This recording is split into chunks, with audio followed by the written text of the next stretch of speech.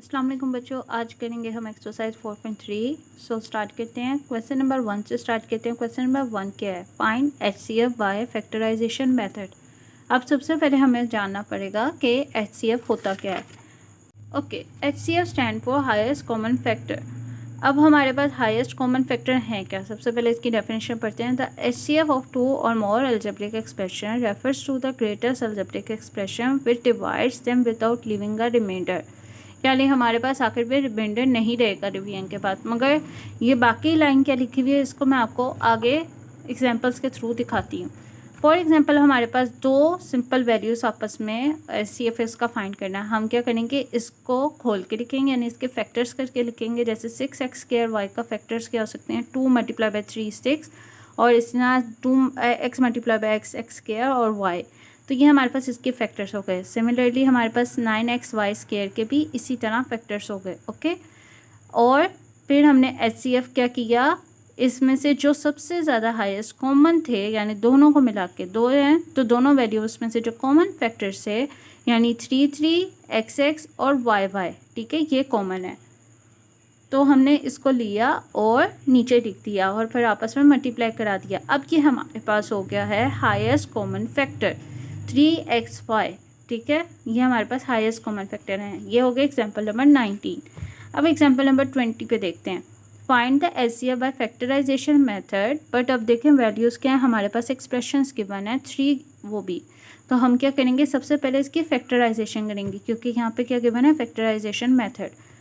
तो factorisation method के according हम इसके फैक्टर्स बनाएंगे। सबसे पहले x³ - 27 का फैक्टर बनाएंगे। 27 को हम कह सकते हैं ये 3 का क्यूब है। इसी तरह हमारे पास अगर हम देखें x³ - 3³ तो ये हमारे पास फॉर्मूला बन जाता है a³ - b³ का, जो होता है a - b यानी x - 3 और a² + ab + b² यानी x का स्क्वायर प्लस 3 × x प्लस 3 का स्क्वायर। ये हमने फॉर्मूला पढ़ा था, और अगर आप पीछे से नहीं कर गए तो जाके दोबारा कर लें। अच्छा, अब यहाँ पे आ जाए तो हमारे पास इसको मल्टीप्लाई करके लिख दिया x² 3x और 9। ओके, ये हमारे पास इसके फैक्टर्स हो गए x³ - 27 के। अब आते हैं x² + 6x - 27 पे। इसके फैक्टर्स क्या होंगे, हम सबसे पहले इसको देखते हैं कि हम इसका क्या कर सकते हैं, इसके फैक्टराइजेशन कर सकते हैं। इधर से 6x के फैक्टर्स बनाए, 9x - 3x, ये सारी हम पीछे करके आए हैं फैक्टराइजेशन के प्रोसेस को। तो लास्ट भी सारा पीछे से क्लियर करके तभी ये पढ़िएगा, तब ज़्यादा अच्छी समझ आएगी। 9x - 3x - 27। ओके, ये हमने फैक्टराइजेशन की। 9 - 3 6 हो सकता है, और 9 × 3 27 हो सकता है। और यहाँ पे हमारे पास इसके फैक्टर्स में से x कॉमन ले लिया, और इन दोनों में से 3 कॉमन ले लिया। फिर इन दोनों में से x + 9 कॉमन ले लिया। यहाँ पे आ गया x - 3। ये हो गए इसके फैक्टर्स। x² - 9 के सीधा सीधा दिख रहा है कि a² - b² का फॉर्मूला है, तो इधर a² - b² बनाएंगे, यानी 3 का स्क्वायर, और फिर फॉर्मूला लगाएंगे a - b a + b। अब इन तीनों में से जो कॉमन फैक्टर्स हैं वो लेंगे। यहाँ पे x - 3 कॉमन है, इधर भी x - 3 और इधर भी x - 3, ये हमारे पास हो गए कॉमन फैक्टर्स। तो यहाँ पे लिख देंगे x - 3 ये हाईएस्ट कॉमन फैक्टर है। चलें, अब हमने एग्जांपल नंबर 19 और 20 जो की है वो क्वेश्चन नंबर 1 से रिलेटेड है। जब मैं क्वेश्चन नंबर 2 करवाऊँगी तो उसमें 21 एग्जाम्पल को साथ करवाऊँगी, ठीक है। तो अभी चलते हैं क्वेश्चन पे। सो क्वेश्चन नंबर 1 सॉल्व करते हैं। चलिए हम क्वेश्चन नंबर 1 के 21x² y 35xy², ये 2 वैल्यूज़ की मैंने। तो सबसे पहले इसके फैक्टर्स देखते हैं। सो सबसे पहले इसका फैक्टर देखते हैं 21x² y का स्क्वायर y, ठीक है।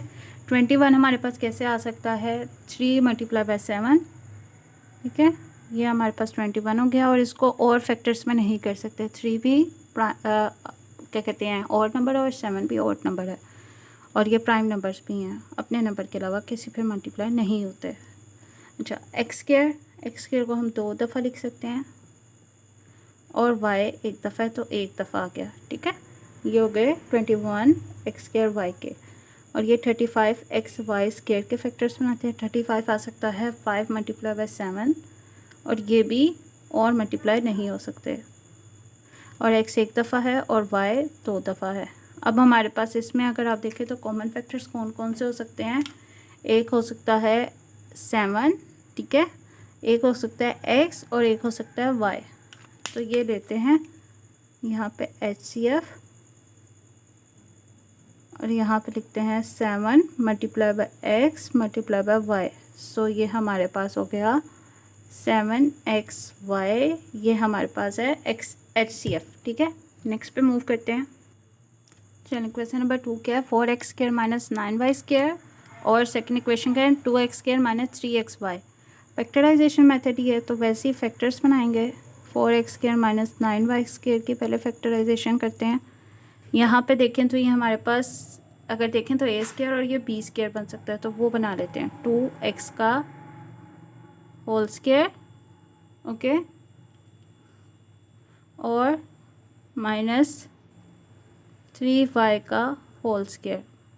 ठीक है, अब ये हमारे पास a² माइनस b² का फॉर्मूला है, तो एक दफ़ा आएगा a प्लस बी और एक दफ़ा a माइनस बी, यानी एक दफ़ा आएगा 2x plus 3y a plus B और एक दफ़ा आएगा 2x minus 3y a minus B. ठीक है, इसके बाद हमारे पास आ जाता है सेकंड केस के फैक्टर्स बन गए हैं। अब यहाँ पे आते हैं 2x² माइनस 3xy। अब देखें तो इसमें से सबसे पहले क्या कर सकते हैं, कॉमन ले सकते हैं x को, तो पहले x कॉमन ले लेते हैं। x कॉमन आ गया, इधर क्या रह गया 2x और इधर 3y। ये इसके फैक्टर्स हो गए, इससे ज़्यादा इसको नहीं कर सकते। अब क्या करेंगे, इन दोनों में से कौन से फैक्टर्स ले सकते हैं, इसका x है और इसका 2x माइनस 3y और इधर है 2x प्लस 3y और 2x माइनस 3y। इसके भी दो फैक्टर्स हैं, इसके भी दो, मगर इन दोनों में कॉमन क्या है, ये और ये, तो इसको लेंगे as a HCF 2x minus 3y। ये हमारे पास आंसर है। चलिए नेक्स्ट पे मूव करते हैं। चलें अब हम करते हैं question number 3, x³ minus 1 x² plus x plus 1। दो आ गए इक्वेशंस, इसकी भी फैक्टराइजेशन करते हैं। सबसे पहले इसमें देखते हैं इसके फैक्टर्स कैसे बन सकते हैं। अगर आप ये देखें तो ये a³ माइनस b³ का फॉर्मूला बन सकता है, यानी हम इसको लिख सकते हैं x³ माइनस 1³। तो इसका जब फॉर्मूला हम पुट करेंगे तो क्या आएगा, a माइनस b यानी x माइनस 1 और a² यानी x² प्लस ab यानी x मल्टीप्लाई बाय 1 जो x होता है और प्लस b² तो वो 1 का स्क्वायर 1 ही होता है। ये हमारे पास हो गए फैक्टर्स ऑफ x³ माइनस 1। अब हम करेंगे x² प्लस x प्लस 1 के फैक्टर्स। अब देखें तो ये वाली जो चीज़ है ये इससे मिलती है, तो हम इसको एज इट इज़ रहने देते हैं कि फैक्टर्स जब पूरा का पूरा फैक्टर ही कॉमन आ जाना तो इसके क्यों निकालें। तो हम कहेंगे ये फैक्टर और ये फैक्टर HCF में आ जाएगा। ठीक है, x² प्लस x प्लस 1, तो ये हमारे पास आंसर है। सिंपल था। चलिए नेक्स्ट में मूव करते हैं। चलो क्वेश्चन नंबर 4 पे आते हैं। क्वेश्चन नंबर 4 में क्या है, a³ plus 2x² minus 3a। सबसे पहले इसको सॉल्व करते हैं, a³ plus 2a² minus 3a। तो इसमें से a कॉमन लेते हैं, a plus 2a, a common आ गया, इधर a² हो गया, इधर 2a हो गया और इधर माइनस 3 हो गया।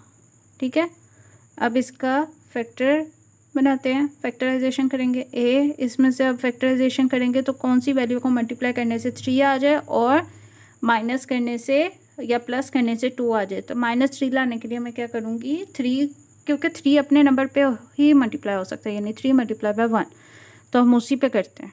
तो ये 3 मल्टीप्लाई 1 को अब किस तरीके से लिखूँगी, प्लस 3a माइनस a। इसको जब सब्ट्रैक्ट करूँगी तो 2a आ जाएगा प्लस, और जब मल्टीप्लाई करूँगी तो माइनस 3 आ जाएगा। तो ये मेरे पास हो गए factors.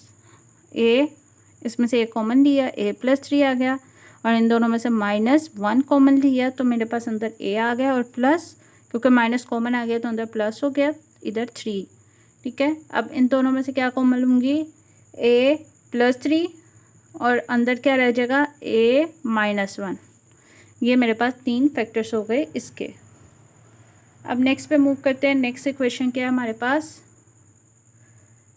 2a³ plus 5a² minus 3a। इसमें से भी कॉमन लेते हैं। सबसे पहले क्या कॉमन लिया, a कॉमन आएगा, अंदर क्या रह गया 2a², इधर क्या रह गया 5a, इधर क्या रह गया माइनस 3। अब देखेंगे 2a² है, इसका मतलब क्या होगा कि इसको मल्टीप्लाई करने से 3 नहीं आएगा, मगर इसका एक पैटर्न ये है कि हम इसकी वैल्यू को इससे मल्टीप्लाई करें तो 2 3 × 6, तो यहाँ पे 6a किसी तरह वैल्यू वैसी होगी कि 6 आ जाए मल्टीप्लाई करने से, और हमारे पास 5a, यानी हम 6 को यूज़ करते हैं 2a², ठीक है, प्लस यहाँ पे यूज़ करेंगे हम 6a में से माइनस किया a, ठीक है, ये हमारे पास आ गया 5 है -3। अब इसको करके देखते हैं कि हमारे पास a, यहाँ पे 2a कॉमन ले लिया, अंदर क्या रह गया a + 3, और इसमें -1 कॉमन ले लिया, अंदर क्या रह गया a + 3, ठीक है, ये पैटर्न सही हो गया हमारा। आगे देखते हैं, यहाँ पे अब a + 3 कॉमन आ गया, a + 3 और अंदर 2a - 1। अब इन दोनों में क्या कॉमन है हमारे पास, a + 3 और a, तो हम हाईएस्ट कॉमन फैक्टर्स क्या लिखेंगे, highest common factors a × a + 3, तो ये हमारे पास हो जाएंगे highest common factor.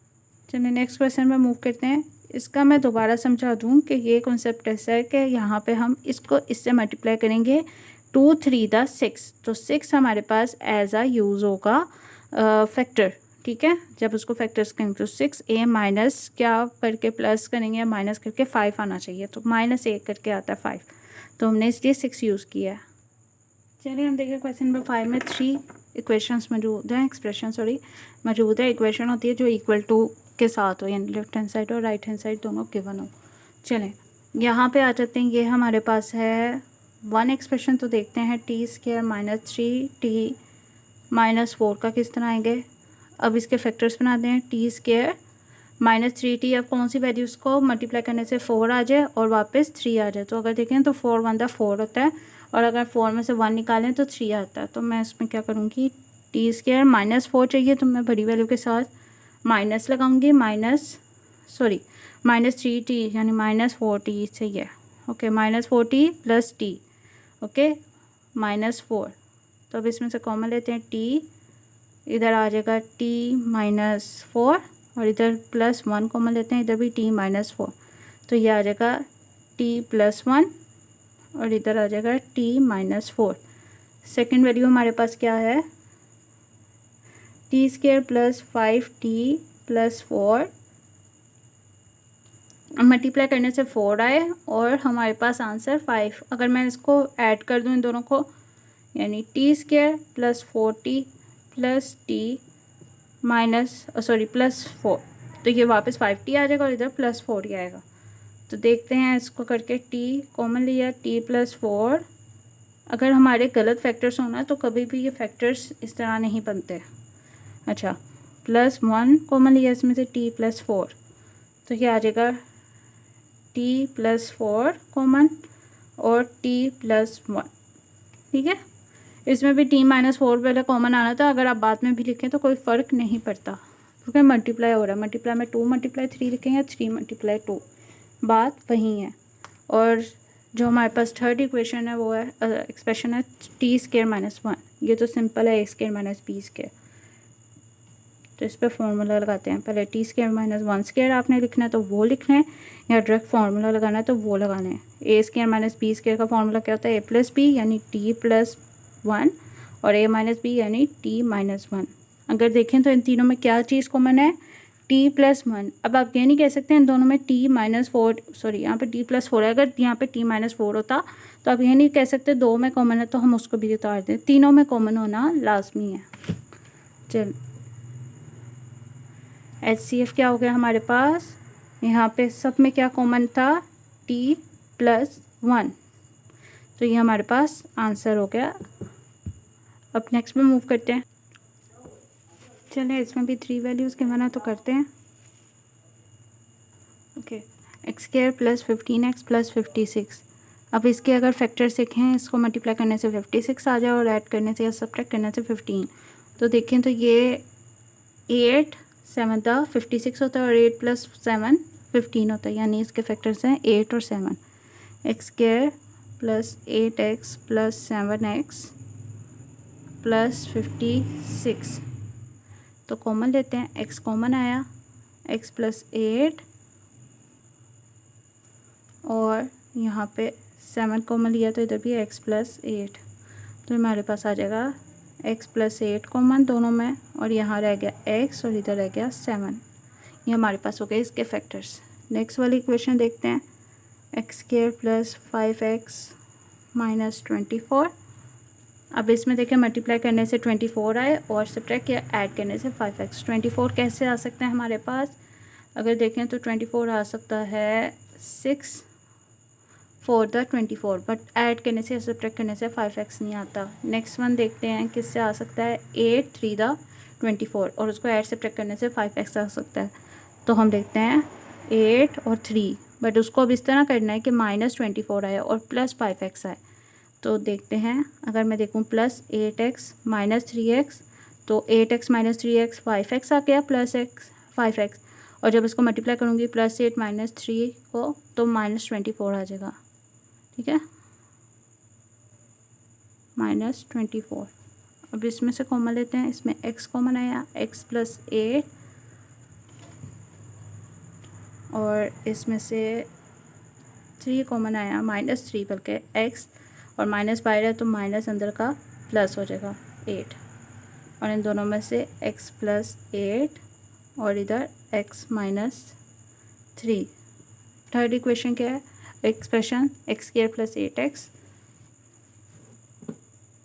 X square plus 8x, इन दोनों में से कॉमन लेते हैं। सबसे पहले x कॉमन आएगा, x प्लस 8, मज़ीद किसी चीज़ की ज़रूरत नहीं है।